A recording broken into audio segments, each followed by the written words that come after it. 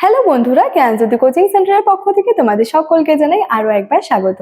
আজকের ক্লাসে তোমাদের সঙ্গে যে বিষয়টি নিয়ে আলোচনা করব সেটা হচ্ছে গ্রিক পলিসগুলোতে কৃতদাস ব্যবস্থা সম্পর্কে, অর্থাৎ গ্রিক পলিসগুলোতে কৃতদাস ব্যবস্থা কেমন ধরনের ছিল এই বিষয়টা নিয়েই কিন্তু আজকের ক্লাসের মাধ্যমে তোমাদের সঙ্গে আলোচনা করব। ঠিক আছে? আচ্ছা, তবে আজকে আলোচনার বিষয় শুরু করার আগে তোমাদেরকে একটু বলে রাখি, দেখো তোমরা যারা যারা ভাবছো আমাদের সঙ্গে এই সেমিস্টারে অনলাইনে যুক্ত হবে, তারা কর্নারে দুটো নাম্বার দেখতে পাচ্ছ, 7076398606 এবং 6295916282।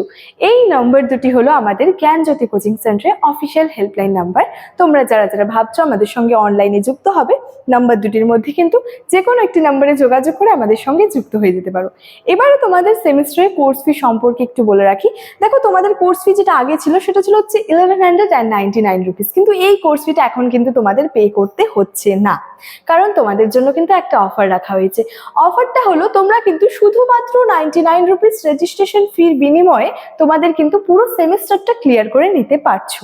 এবং এই যে অফারটা রাখা হয়েছে, এই অফারটা কিন্তু শুধুমাত্র প্রথম 100 জন স্টুডেন্টসের জন্যই রাখা হয়েছে।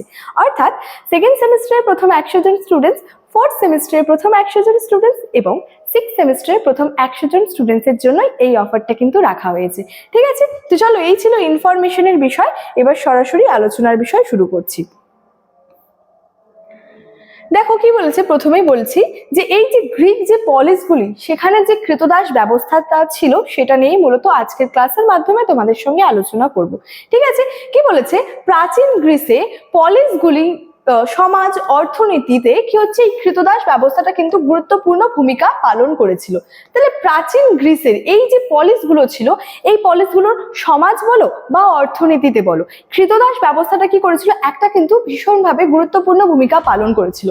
পলিস বলতে কি বোঝানো হচ্ছে, পলিস বলতে বোঝানো হচ্ছে কিন্তু নগর রাষ্ট্রকে। ঠিক আছে? তাহলে কি ছিল, প্রাচীন গ্রিসের যে পলিস বা নগর রাষ্ট্রগুলি, সেখানে সমাজ অর্থনীতিতে এই কৃতদাস ব্যবস্থা বা কৃতদাসটা কিন্তু গুরুত্বপূর্ণ ভূমিকা পালন করেছিল। খ্রিস্টপূর্ব 7ম শতকে গ্রিসে এই কৃতদাস ব্যবস্থা ব্যাপকভাবে প্রতিষ্ঠিত হয়েছিল। ইতিহাসবিদ বিউরি মনে করেন যে গ্রিকরা কৃতদাস প্রথাকে কোনো দোষ বলে কিন্তু মনে করতো না। ইতিহাসবিদ একজন ছিলেন বিউরি, তিনি মনে করতেন যে এই যে গ্রিকরা ছিলেন তারা কিন্তু এই কৃতদাস প্রথাকে কোনো রকমের কোনো দোষ বলে কিন্তু মনে করতেন না। এবারে দেখো আমরা জানবো গ্রিসের পলিসগুলিতে বা গ্রিক পলিসগুলিতে কৃতদাস ব্যবস্থা সম্পর্কে। প্রথমত আমরা জানবো হচ্ছে যে যুদ্ধবন্দী কৃতদাসের স্বল্পতা। এখানে কি বলা হচ্ছে, গ্রিকরা যুদ্ধবন্দীদের কৃতদাসে পরিণত করে নিজেদের গৃহ কৃষি ক্ষেত্রের কাজে তাদের নিয়োগ করত। ক্রমে পলিসগুলিতে শিল্প এবং বাণিজ্যের অগ্রগতি ঘটলে সেই সমস্ত কাজের জন্য কিন্তু প্রচুর সংখ্যক শ্রমিকের প্রয়োজন হতো। অর্থাৎ দেখো, গ্রিকরা কি করত, যুদ্ধবন্দীদের কৃতদাসে পরিণত করত, করে কি করত, নিজেদের গৃহ অর্থাৎ নিজেদের বাড়ির কাজে কৃষি ক্ষেত্রের কাজে বিভিন্ন কৃতদাসদের নিয়োগ করত। ঠিক আছে? তারপরে কি হয়, যে বিভিন্ন পলিসগুলি রয়েছে সেখানে শিল্প এবং বাণিজ্যের একটা অগ্রগতি ঘটে। অগ্রগতি ঘটছে তো কি হচ্ছে, সেখানে কাজের জন্য প্রচুর সংখ্যক শ্রমিকের কিন্তু প্রয়োজন হচ্ছে। ঠিক আছে? তো কৃতদাস হিসেবে স্বল্প সংখ্যক যুদ্ধবন্দী কিন্তু এই একটা বিপুল প্রয়োজনটা কিন্তু মেটাতে পারেনি। অর্থাৎ গ্রিকরা বিভিন্ন যুদ্ধবন্দীদের কৃতদাসে তো পরিণত করছে, পরিণত করার পর তাদের বাড়ির বিভিন্ন কাজে, গৃহের কাজে, কৃষি কাজের বিভিন্ন ক্ষেত্রে আর কি নিয়োগ করছে। এবং যেহেতু এইসবের ফলে কি হচ্ছে, শিল্প ব্যবসা বাণিজ্যের একটা উন্নতি বা অগ্রগতি ঘটছে, তো তার ফলে কি হচ্ছে, প্রচুর সংখ্যক শ্রমিকের প্রয়োজন হচ্ছে। এবার যুদ্ধবন্দী কৃতদাসের সংখ্যা কতটুকুই বা হতো, তো সেই কম সংখ্যক যুদ্ধবন্দী বা স্বল্প সংখ্যক যুদ্ধবন্দীরা কিন্তু একটা বিপুল পরিমাণের যে প্রয়োজনটা কিন্তু মেটাতে পারতো না। যার জন্য পয়েন্টটা দেখো কি বলা হচ্ছে, যে যুদ্ধবন্দী কৃতদাসের স্বল্পতা। ঠিক আছে? আচ্ছা, নেক্সট কি রয়েছে দেখো, নেক্সট রয়েছে হচ্ছে কৃতদাস আমদানি। প্রথমে আমরা কি দেখলাম, যুদ্ধবন্দী কৃতদাসের স্বল্পতা। নেক্সট পয়েন্টে দেখবো কৃতদাস আমদানি। বলছে প্রয়োজনের তাগিদে এশিয়া মাইনর, থেস, কৃষ্ণ সাগরীয় অঞ্চল থেকে বাণিজ্য ভিত্তিক প্রচুর সংখ্যক কৃতদাস গ্রিসের পলিসগুলিতে আমদানি করা হতো। অর্থাৎ গ্রিসের পলিসগুলিতে প্রচুর সংখ্যক কৃতদাস বিভিন্ন জায়গা থেকে নিয়ে আসা হতো। ঠিক আছে? বলছে গ্রিসের পণ্যবাহী জাহাজ ফেরার সময় এই সব অঞ্চল থেকে অসংখ্য কৃতদাস কিন্তু সংগ্রহ করে আনতো। তাহলে প্রথম পয়েন্টে আমরা দেখলাম যে যুদ্ধবন্দী কৃতদাসের স্বল্পতা। দ্বিতীয় পয়েন্টে আমরা দেখছি বিভিন্ন জায়গা থেকে কি হচ্ছে, কৃতদাস আমদানি করে নিয়ে আসা হচ্ছে। তৃতীয় পয়েন্টে রয়েছে বা 3 নম্বর পয়েন্টে বলা যায় যে কৃতদাসের মালিকানা। বলেছে দেখো গ্রিক্সের যে পলিসগুলি রয়েছে সেখানে কৃতদাসরা ছিল তাদের প্রভুর সম্পত্তি। এখানে প্রভু বলতে কিন্তু তাদের মালিকের কথা বলা হচ্ছে। কৃতদাসরা কাদের সম্পত্তি ছিল? তাদের মালিকের সম্পত্তি ছিল বা প্রভুর। প্রভু তার অধীনস্থ কৃতদাসকে বিভিন্ন কাজে নিযুক্ত করত এবং সেখান থেকে প্রচুর অর্থ উপার্জন করত। অর্থাৎ একজন মালিক কি করছে?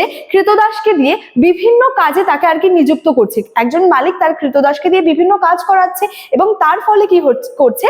প্রচুর সেখান থেকে কিন্তু অর্থ উপার্জন করছে।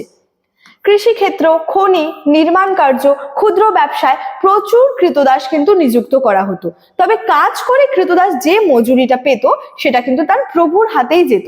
অর্থাৎ কৃতদাসরা কি করছে? বিভিন্ন কাজ করছে, গৃহের বিভিন্ন কাজ করছে, কৃষিক্ষেত্রে বিভিন্ন কাজ করছে এবং এই সমস্ত কাজের ফলে কৃতদাস তার যে মজুরিটা পেত সেটা কিন্তু সে তার প্রভু অর্থাৎ মালিকের হাতেই কিন্তু দিত বা যেত। সেটা বলছে মালিক তার কৃতদাসকে কিন্তু ভাড়া খাটিয়ে বা বিক্রি করতেও কিন্তু পারতো। অর্থাৎ যে মালিক রয়েছে সেই কৃতদাসটার, একজন কৃতদাসের যে মালিক, সেই মালিক কি করছে? কৃতদাসকে কিন্তু ভাড়া খাটাতেও পারছে, অন্য কোনো জায়গায় ভাড়া খাটাতেও পারছে বা বিক্রি করেও কিন্তু যে অর্থ কিন্তু উপার্জন করতে পারছে। আচ্ছা, তারপরে দেখো বলেছে প্রচুর কৃতদাসের উপস্থিতি। এখানে কি বলেছে দেখো, ধ্রুপদী যুগে গ্রিসে কৃতদাসের সংখ্যা বেশ বেড়ে যায়, তাই কৃতদাসদের দামও বেশ সস্তা হয়ে পড়ে। তাহলে একটা সময় পর এসে কি দেখা যায় দেখো, যে গ্রিসে কৃতদাসের সংখ্যাটা কিন্তু অনেকটা বেড়ে যায়। প্রথম পয়েন্টটা নিয়ে যখন আলোচনা করেছিলাম তখন বলেছিলাম পয়েন্টটার ক্ষেত্রে যে যুদ্ধবন্দী কৃতদাসের স্বল্পতা, অর্থাৎ কৃতদাসের সংখ্যাটা সে সময় কম ছিল। কিন্তু একটা সময় পর কি হয়, এই যে ধ্রুপদী যুগে গ্রিসে কিন্তু কৃতদাসের সংখ্যাটা প্রচুর পরিমাণে বেড়ে যায় এবং তার ফলে কি হয়, কৃতদাসের দামটাও কিন্তু অনেক সস্তা হয়ে পড়ে। যেহেতু অনেক কৃতদাস রয়েছে সেহেতু কৃতদাসের দামটাও কিন্তু খুবই সস্তা হয়ে পড়ে। সেখানে মোট জনসংখ্যার প্রায় 1/4 ছিল কৃতদাস এবং গড়ে প্রতি 2 জন প্রাপ্তবয়স্ক নাগরিকের জন্য কিন্তু 3 জন করে আর কি যে কৃতদাস কিন্তু নিযুক্ত করা হতো। তাহলে কতটা সংখ্যক আর কি কৃতদাসের উপস্থিতি ছিল সেটা কিন্তু আমরা বুঝে নিতে পারছি। ঠিক আছে, আচ্ছা তারপরে দেখো বলছে উচ্চবিত্তদের সুবিধা। এখানে কি বলা হচ্ছে দেখো, বলছে প্রাচীন গ্রিসের আর্থ সমাজের উচ্চবিত্ত নাগরিকদের জীবনে যে পরিমাণ বিলাসিতা এবং অবসর যাপনের সুযোগ এসেছিল সেটা কিন্তু কৃতদাসের জন্যই সম্ভব হয়েছিল। দেখো প্রাচীন গ্রিসের যে আর্থ সমাজের অর্থাৎ অর্থনৈতিক দিক থেকে বলো, সমাজের দিক থেকে বলো, উচ্চবিত্ত যে নাগরিকরা ছিল তাদের জীবনে কিন্তু একটা বিলাসিতা এসেছিল, একটা অবসর যাপনের সুযোগ এসেছিল। কেন এসেছিল? কারণ দেখো উচ্চবিত্তরা কি করছে, তাদের অধীনে বিভিন্ন কৃতদাসদের নিয়োগ করছে এবং কৃতদাসদের নিয়োগ করার পর কি করছে, কৃতদাসদের দিয়ে তারা কিন্তু বিভিন্ন কাজকর্ম করিয়ে নিচ্ছে। তার ফলে কি হচ্ছে, উচ্চবিত্তদের কিন্তু খুব একটা কাজকর্ম করতে হচ্ছে না তেমন ভাবে, কারণ সেই সমস্ত কাজকর্ম করার জন্য কিন্তু তারা তাদের অধীনে বিভিন্ন কৃতদাস নিয়োগ করছে। যার ফলে কি হচ্ছে, তাদের জীবনে কিন্তু একটা বিলাসিতা আসছে, তাদের জীবনে কিন্তু একটা অবসর সময় চলে আসছে, যেটাকে আমরা ফ্রি টাইম বলছি।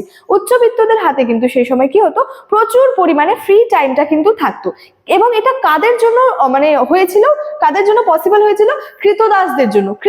বিভিন্ন কৃতদাসরা তারা তাদের অধীনে নিয়োগ করছে এবং তাদেরকে দিয়ে বিভিন্ন কাজকর্ম করাচ্ছে, যার জন্য তাদের উচ্চবিত্তদের জীবনে কি হয়েছিল, একটা অবসর সময় আসছে, একটা বিলাসিতা এসেছিল। ঠিক আছে, বলছে নিজেদের কাজে নিয়োগ করে ভাড়া খাটিয়ে ধনী নাগরিকরা কি হতো, আর্থিকভাবে যথেষ্ট কিন্তু লাভবান হয়েছিল।